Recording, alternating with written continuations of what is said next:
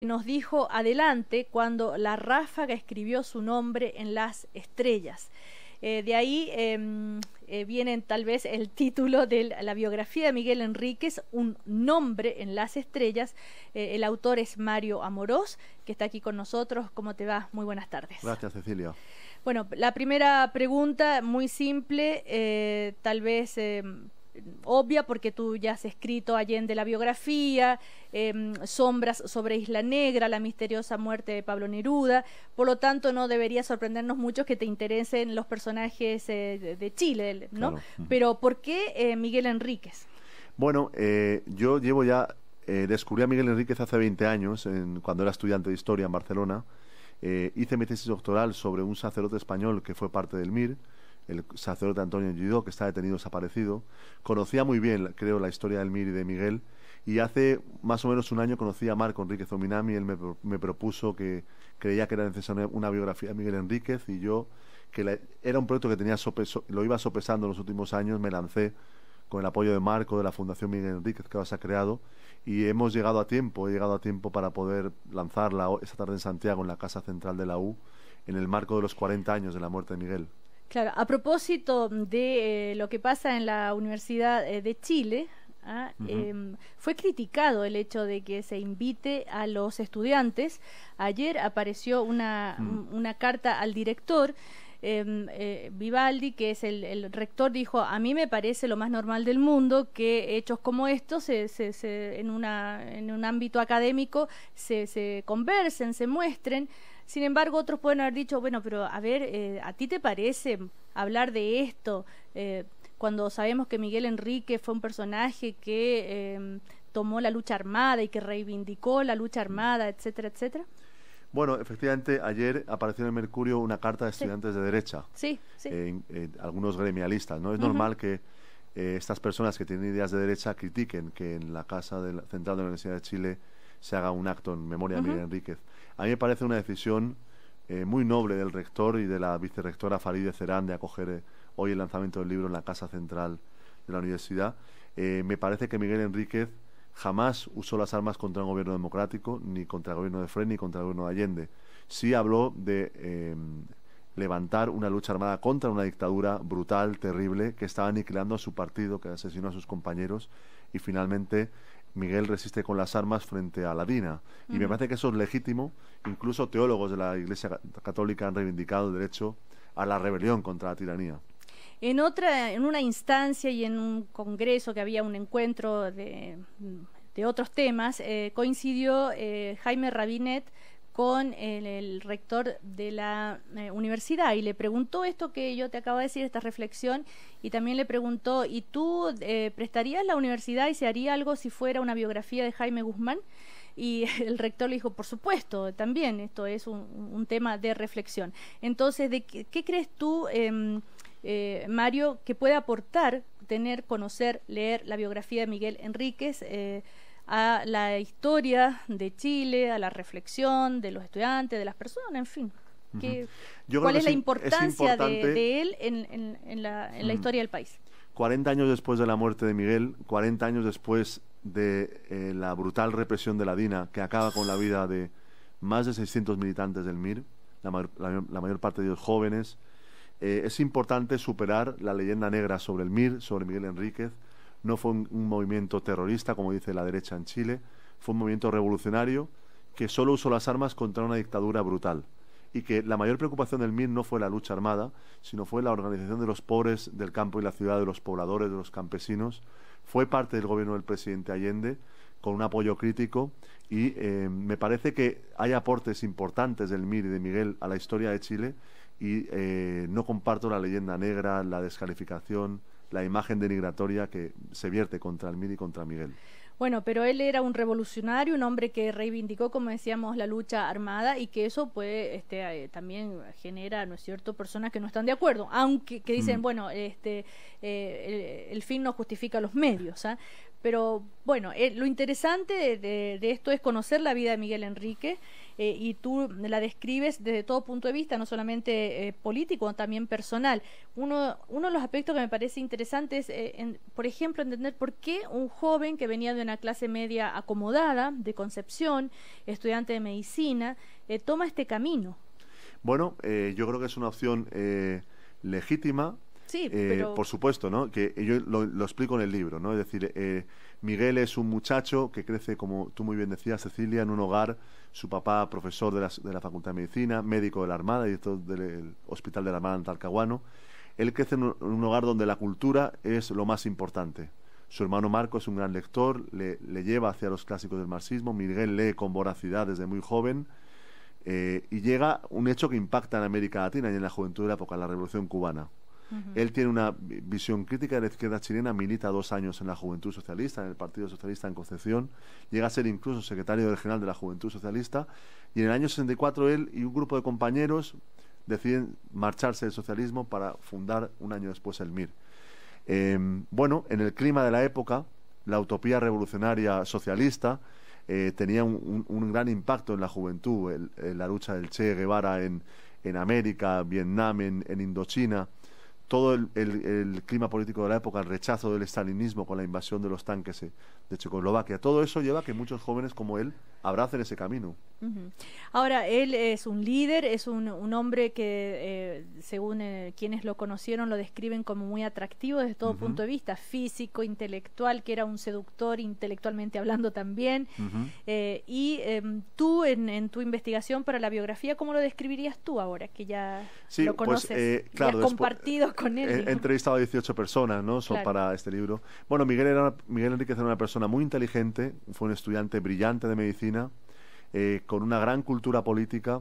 Leía, fíjate, los documentos de Miguel citan The Economist en el año 68, The Economist, Newsweek, lee prensa internacional, lee toda la prensa chilena, una persona muy, muy culta, con una gran vehemencia, con una forma de hablar como la de su hijo Marco, muy atropellada, muy, muy vehemente, y con una gran capacidad de leer la situación política de América Latina y del mundo. Un hecho que no se conoce, por ejemplo, Miguel Enríquez y el MIR tenían diálogo con la democracia cristiana el año 74, en plena clandestinidad. Él se encuentra con Belisario Velasco en varios momentos. Entrevisté a don Belisario, que me atendió muy amablemente y me habló de esas reuniones clandestinas con Miguel, incluso 4 días antes de morir. Y también la consecuencia con sus ideas. Claro, hoy en The Clinic, por ejemplo, está extractos de la carta que le envía Miguel Enríquez a Belisario Velasco. Por ejemplo, le dice el 17 de mayo de 1974: la situación actual de la izquierda no puede seguir prolongándose, es darle ventaja a la dictadura, espero que no aborte esta posibilidad histórica de resistencia. Eso le escribe Miguel en esta carta al personero de la DC, Belisario Velasco, y está justamente la publicación de la carta. Hay muchos reportajes en estos días de los 40 años de la muerte de Miguel Enríquez.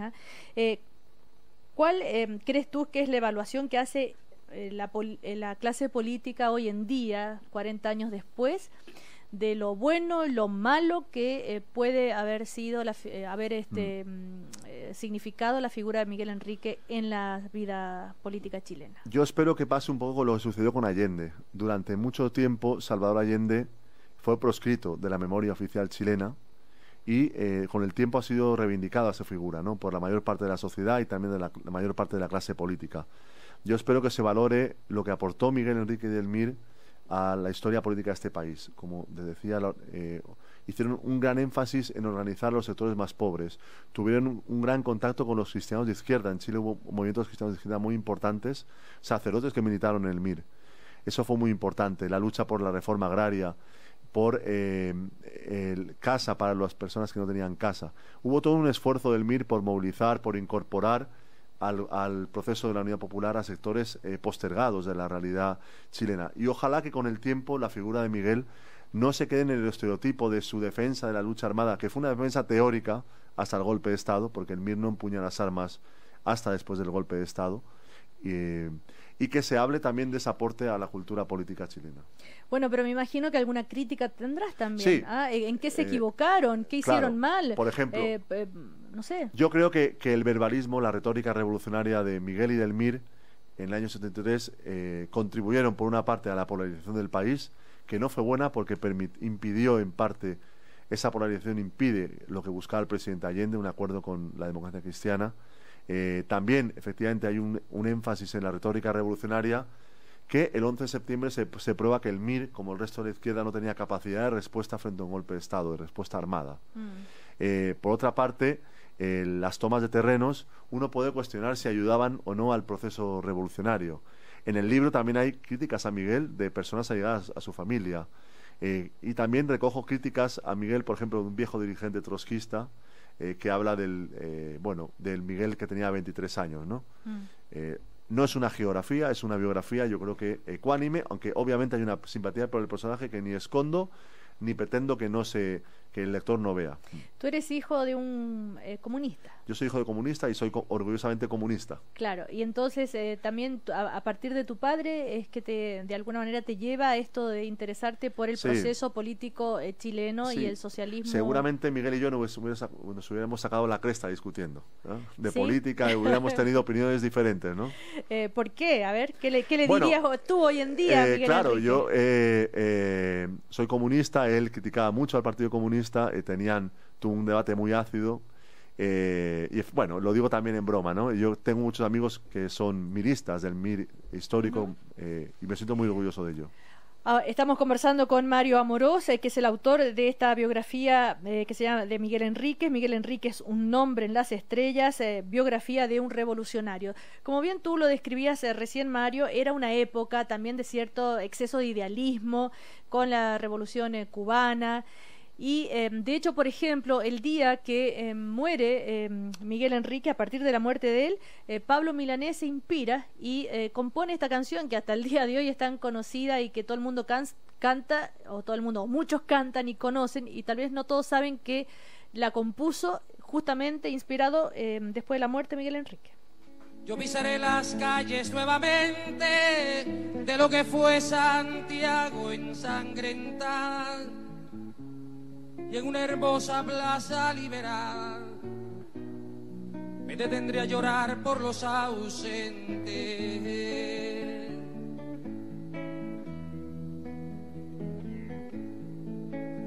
Yo vendré del desierto calcinante y saldré de los bosques y los lagos. Bueno, ahí está entonces esta canción tan conocida, ¿no es cierto?, de la nueva trova cubana. Y a partir de la muerte de Miguel Enrique, ¿qué tal si, me imagino que está también descrito y contado en detalle cómo fue el momento en que muere Miguel Enrique, algo que ha sido contado también por Carmen Castillo en el documental, por ejemplo, Calle Santa Fe?